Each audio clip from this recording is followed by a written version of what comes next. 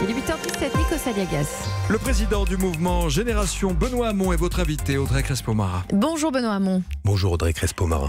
Après l'accablant réquisitoire de la commission sénatoriale dans l'affaire Benalla, l'Élysée prépare la riposte. Benalla, c'est une erreur de recrutement ou une affaire d'État ? Écoutez, ça commence à ressembler à une affaire d'État. En tout cas, la première chose que je voudrais dire, c'est féliciter le Sénat. C'est assez rare, Oui. C'était pas dans mes habitudes, mais je trouve qu'il remplit parfaitement sa fonction de contre-pouvoir.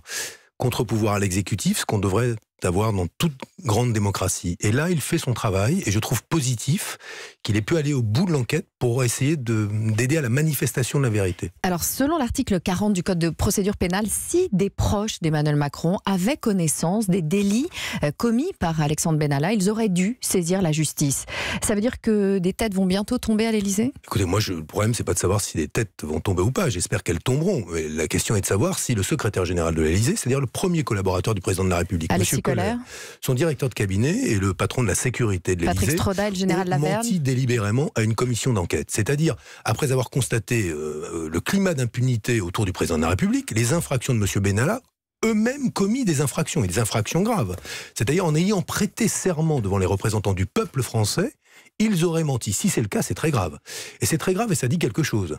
C'est une forme de protection obsessionnelle de M. Benalla par le président de la République et son entourage. La question, c'est pourquoi ? Et nous, ce qu'on attend aujourd'hui, c'est qu'on aille et que la justice fasse son travail et qu'effectivement, à partir des conclusions du Sénat, la justice se saisisse de la responsabilité des premiers collaborateurs du président de la République dans cette affaire de protection de M. Benalla. Vous parlez de protection obsessionnelle d'Alexandre Benalla par Emmanuel Macron. Et pourquoi, dites-vous ? Vous avez une idée de la réponse ? Non, je sais juste qu'il y a quelque chose qui relève d'une attitude étrange et qui surprend tout le monde. Quand on constate qu'un collaborateur a ces comportements, se livre ses jours de week-end à des opérations de police alors qu'il n'en a pas le droit pour aller tabasser des jeunes, en clair, normalement, on coupe la branche. Vous pensez qu'Emmanuel Macron était au courant, avec connaissance des délits d'Alexandre Benalla, du contrat russe, par exemple ? Je crois pas qu'il le sache avant. La réalité, c'est qu'il le sait maintenant. La question, c'est pourquoi le protège-t-on autant ? Depuis que l'Élysée est parfaitement maintenant au courant de tous les agissements de M. Benalla. L'était-il avant ? J'en sais rien. Mais la question est pourquoi le protège-t-on autant, sinon pour protéger Emmanuel Macron lui-même ? Et c'est cette question qui est posée. Ouais. Je ne sais pas. J'espère que justement la justice fera son travail. Le Parlement l'a fait. Réjouissons-nous. Et d'ailleurs, sérieux camouflé pour l'Assemblée nationale et sa fausse commission d'enquête, ou en tout cas une tentative de commission d'enquête, mais qui n'a pas été au bout. Et beau travail du Sénat. Donc saluons aujourd'hui le travail du Parlement quand il se comporte en vrai contre-pouvoir de l'exécutif. Surtout quand l'exécutif n'aide pas la manifestation de la vérité. Benoît Hamon, hier au dîner du CRIF, le président a notamment promis que d'ici 3 mois, une nouvelle loi sanctionnerait financièrement les plateformes numériques qui n'effacent pas les propos antisémites, racistes, haineux. Il était temps ? Oui, ça se développe de partout. C'est ce climat violent, raciste, antisémite, islamophobe. Vous avez aujourd'hui toutes les paroles les plus violentes qui s'expriment totalement librement. Alors, les bonnes nouvelles, c'est quoi ? C'est que le président de la République annonce la dissolution de 3 groupes d'extrême droite. C'est une bonne chose. Il était temps, là aussi. Parce que, au fond, je voudrais faire la remarque suivante. Emmanuel Macron se pose en rempart contre le désordre et l'extrême droite. Pourtant, jamais on a eu autant de désordre qu'avec lui. On a aujourd'hui et Macron et le désordre. C'est pas ou Macron ou le désordre. C'est aujourd'hui nous avons les deux. Et je m'inquiète moi de ce climat dans lequel finalement aujourd'hui les injustices, l'intolérance ne cessent de croître parce qu'on a un pouvoir qui n'a pas pris la mesure de la violence de la société et qui rajoute parfois de l'huile sur le feu. Vous parlez de la violence de la société, vous êtes un élu de banlieue et vous avez parlé d'un incontestable antisémitisme violent de certains groupes des quartiers.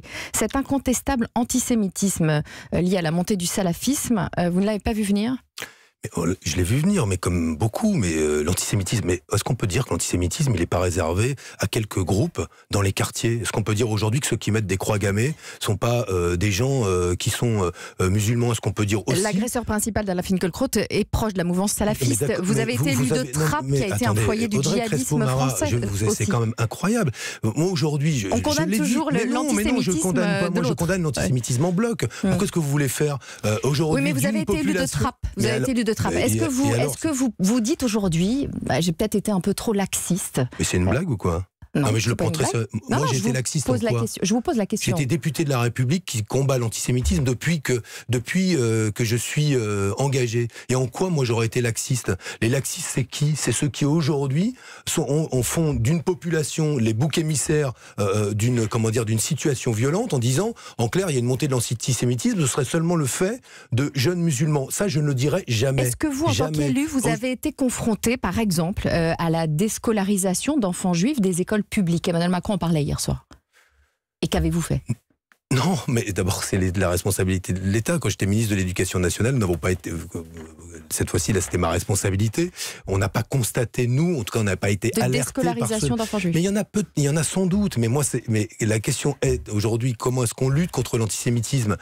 Par l'éducation. Comment est-ce qu'on lutte contre le racisme ? Par l'éducation encore. Comment on lutte contre l'islamophobie ? Là encore, par l'éducation.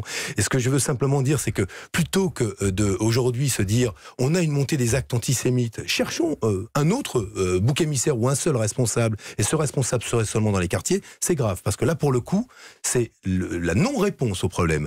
La réponse, aujourd'hui, à la lutte contre l'antisémitisme, c'est de le prendre dans sa totalité. Il y a un vieil antisémitisme français, et relisons ce que disent des universitaires comme Simon Epstein, qui parlait des cycles de l'antisémitisme en Europe, et qui n'avaient rien à voir avec les vagues d'immigration.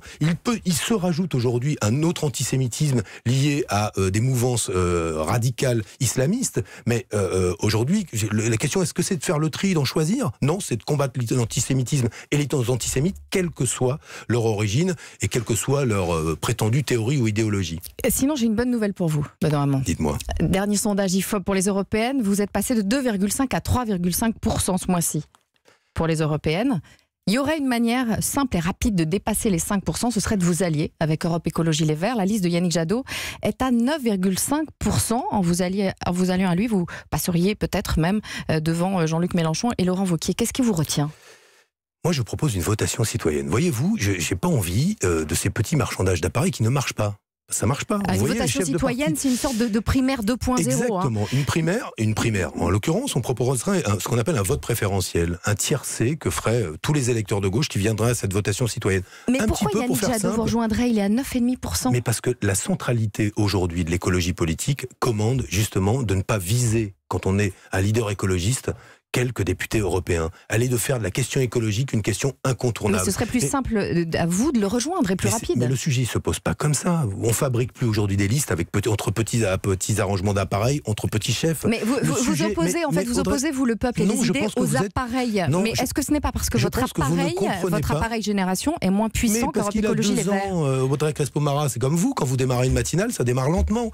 Eh ben, pareil pour mais les élections européennes, c'est dans moins de 3 mois. Non, mais ce que je veux simplement vous dire, c'est que moi, je suis à la tête d'un jeune mouvement politique. Je propose une votation citoyenne. C'est-à-dire que les citoyens, ils fabriquent une liste ensemble plutôt que ce soit les chefs qui décident finalement et qui ne décident pas. Donc je mets les responsables politiques devant leur irresponsabilité. Yannick Jadot vous a fait signe ? Vous a fait signe ou pas ? Le problème, c'est pas que Yannick Jadot m'ait fait signe ou pas. Je le connais bien, il était derrière moi aux élections présidentielles. Vous n'êtes plus en contact. Je dis simplement, c'est que l'écologie politique aujourd'hui, ça ne passera pas par le fait d'être ou de gauche un jour ou de droite un autre.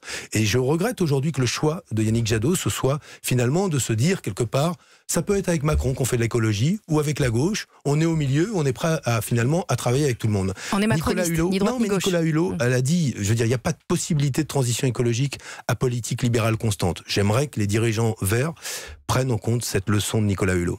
Merci Benoît Hamon. Merci à vous.